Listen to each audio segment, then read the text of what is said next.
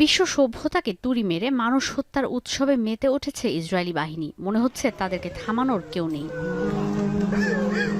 পাখির মতো উড়ছে মানুষ, দেখলে মনে হবে হলিউডের কোনো সিনেমার শুটিং। মর্মান্তিক এই দৃশ্য নেতানিয়াহুর প্রশাসনের বর্বরতার। দ্বিতীয় দফায় যুদ্ধবিরতি কার্যকর না হওয়ার পর নতুন গতিতে গাজায় ভয়াবহ আগ্রাসন শুরু করেছে ইসরায়েল। বিমান হামলার তীব্রতায় ধোঁয়ার কুণ্ডলীর সঙ্গে এভাবেই শূন্যে উড়ে আবার মাটিতে পড়ে যাচ্ছে মানুষ।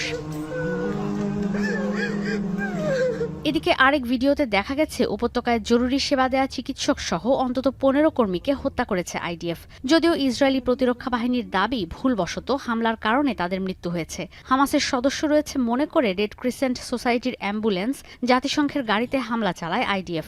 বালির নিচ থেকে 15টি মরদেহ উদ্ধারের পর শুরু হয় তোলপাড়। ইসরায়েলি বর্বরতায় গাজায় প্রতিদিনই বাড়ছে